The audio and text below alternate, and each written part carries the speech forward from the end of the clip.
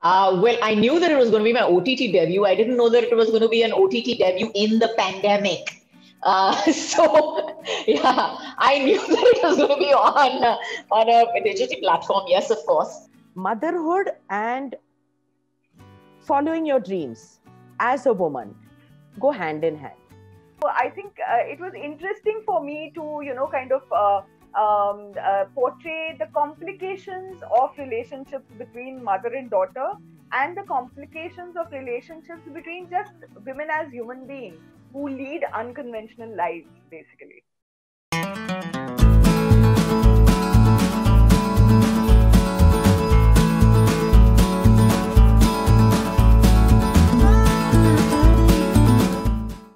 Hi guys, this is Ankita. You are tuned into peepingmoon.com. And what better to start the year with three powerful ladies in a film which has already got too many eyeballs, too many interested questions are going around. So let's sit with them, ask them what exactly are they taking us into in the new year with this new journey.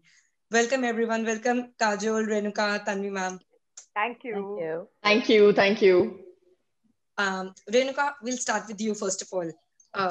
Luckily, whatever rushes I got to see for Tribhanga, thankfully, what came across to me was a story of mother and daughter predominantly, spanning across three different set of generations, which we are saying, and an highly interesting name, Tribhanga, what more or less sound like a poetry. If we go into the deeper meaning, which I will ask you, what exactly is, in your words, the reason to name this and the premise, if we have to put it in a simple term? Well, it's an intergenerational drama between three powerful women of the same family of three different generations. And the name Tribhanga is something, it's a dance pose actually, which is very, very commonly used in the Odissi dance, the Odissi classical dance. And when you sit in that pose and you see it, it's actually very, very disjointed in the sense that the neck is, bent in a certain way, the hip is bent in another direction, and the knee is also bent in another direction. So taken individually, it would look really very strange actually. But because it's all joined into this one, body, which makes two different S's, it is beautiful and it is really a mesmerizing pose. So I've used it as a metaphor for these fine women that I have, written, and their relationship also. That it is, three different points of view to perhaps the same situation, three different types of relationships, though they are mother daughter, who becomes a mother to a daughter, and that kind of thing. So I think it was interesting for me to, kind of portray the complications of relationships between mother and daughter, and the complications of relationships between just women as human beings who lead unconventional lives, basically. Lovely. Um, Kajal, moving to you next, you have always been pretty vocal that you select your scripts aram se, at leisure, and they're selective. Like, it's not everything which comes to your liking. Did you know while you were signing through Bhanga that this was also mark your OTT debut, which has become a huge talking point already? Well, I knew that it was going to be my OTT debut. I didn't know that it was going to be an OTT debut in the pandemic. So yeah, I knew that it was going to be on a digital platform. Yes, of course. But I have to say that the script I would have done regardless of wherever it was, because it was an amazing script the first time I heard it. It was an amazing script the second time I heard it, third, fourth, fifth time I heard it also, it was fabulous. So I knew for a fact that we were going to make a wonderful film out of this. And kudos to Renuka actually for not only writing this film, but I would say to have the clarity of thought even while she was directing it. So there was never any doubt in anyone's mind, in any one of the characters' minds, that what they were supposed to do, because she was very clear that okay, this is who I want you to be, this is what I want you to do, and she would come on set and she would enact every character. By the way, I want to tell you that she's memorized all the dialogues of all the characters in the film, and then she would go and speak to each person individually, act their part out for them on set as well, including, I want to tell you, the part where Tanvi is in coma. I've seen her lying down on the bed also. So don't. I saw that. That's because We she's may very not have attractive. pictures of that on BTS, but we have seen that. So she was absolutely amazing as a director, and we had a great time working. I think the biggest thing that I've always thought that she was a fantastic actor. I've always thought there was this amazing honesty about her on screen, whether she was in a Hum Aapke Hain Kaun or not. I always thought her smile was so honest and so infectious.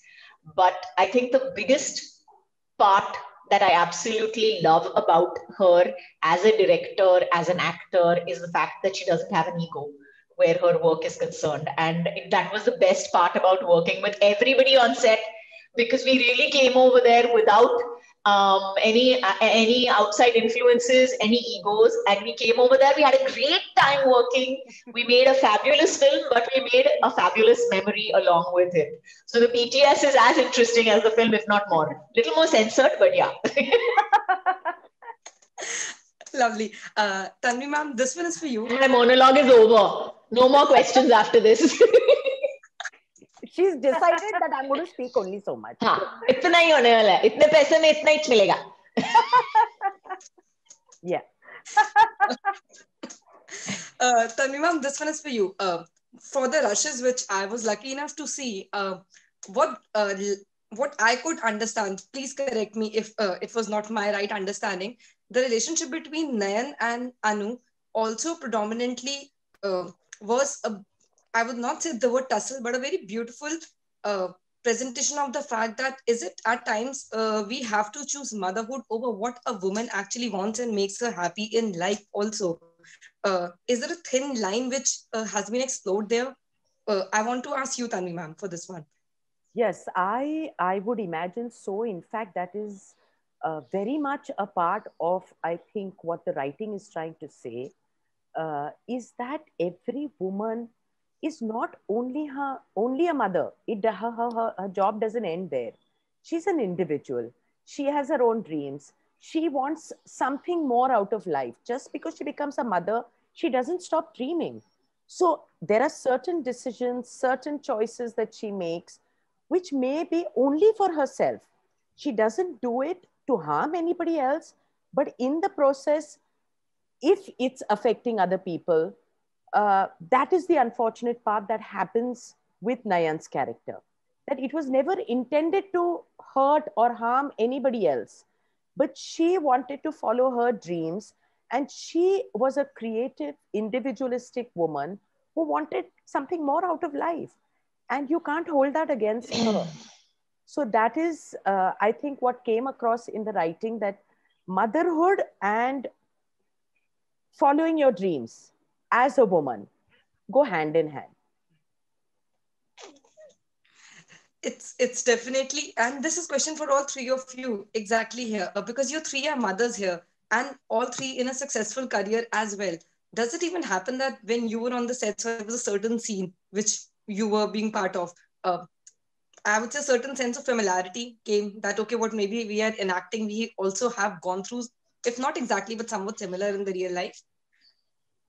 Yeah, I think it was extremely relatable, I think, because, the emotion, finally, the emotions are the same. We've gone through it, maybe not with our mothers, but we've gone through these emotions with certain people, definitely. So, that certain honesty or authenticity about those emotions is definitely something that I think all of us, and that's exactly why one responds to a script in a particular way, because unless it relates to you on some level, you're not going to like a script like that. So I think, yeah, various aspects of it. For instance, I always say that I'm all three women. Like Nayan is something that I am when I'm actually, writing, especially writing, because that is a very focused thing that you need, to put your attention to.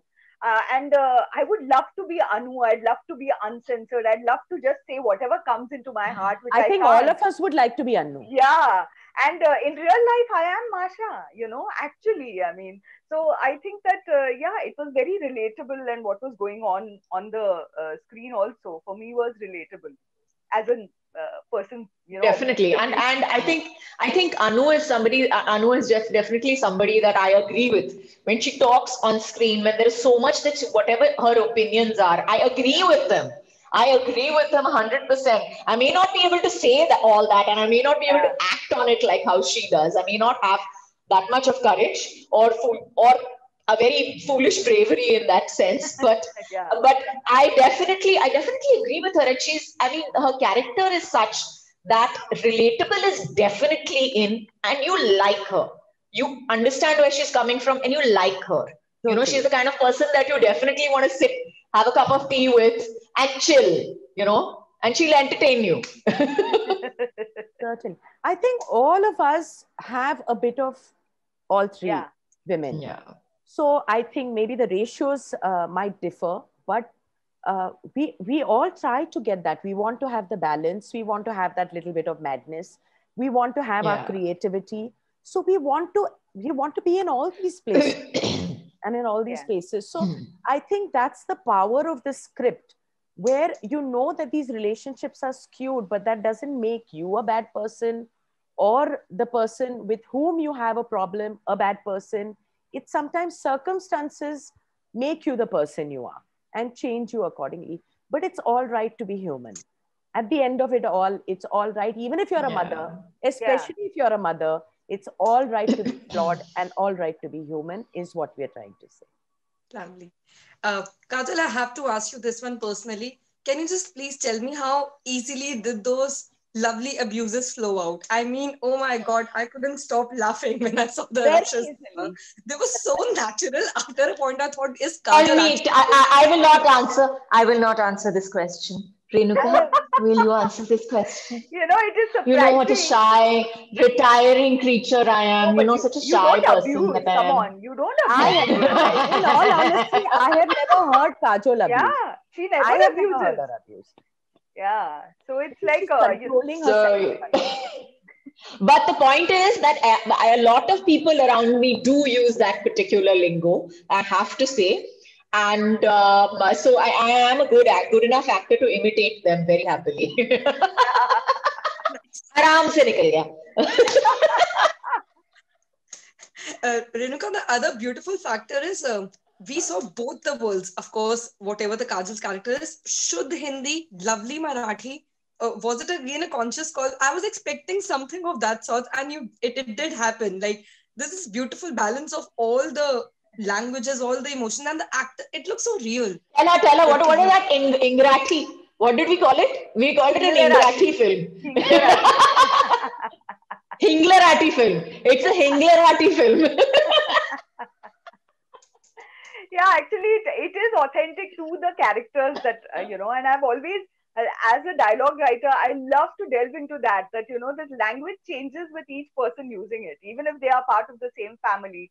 Masha doesn't talk like Anu, Anu doesn't talk like Nayan, Nayan doesn't talk like Milan. They are from the same literary field, yet their way of speaking is different. Nayan is more Hindustani, in her language, while Milan is very Shuddh Hindi, and Robindro has his own way of talking of his spirituality. So it's great fun to create these kind of things, nuances, and also in terms of the Marathi, the kind of Marathi that is spoken. Normally, what we hear of Marathi when it is portrayed is usually in a very, very strange Bombaya way. You don't hear good Marathi spoken in a Hindi film, I would say. So this was very, very close to my heart, that language, which is so beautiful, should also be represented beautifully. And I think I got the chance to do that in Tribhanga, and I'm really pleased. That's lovely. But we know we are running out of time, so I'll say thank you. Thank you for the fact that it's an age of where we are telling stories. But yes, we are. It's. I would not confine it to a gender-based story again. As I'll start it from the beginning. It's lovely to see something. I will just say it as a mother and daughter and the relationships which we see every day. Even for me, that matter. But we just can't say it aloud. And so yes, there are issues and we got to address them in whatever manner. But thank you. Looking forward to the film. I know it's going to be wonderful. Wishing you all three all the best. And yes, non-stop entertainment, always guaranteed. Renuka, please don't stop that. I'm telling you, whatever I saw, I am so excited. Not kidding at all. Yeah. Thank you so much. Thank you. Thanks. Thank you. Bye.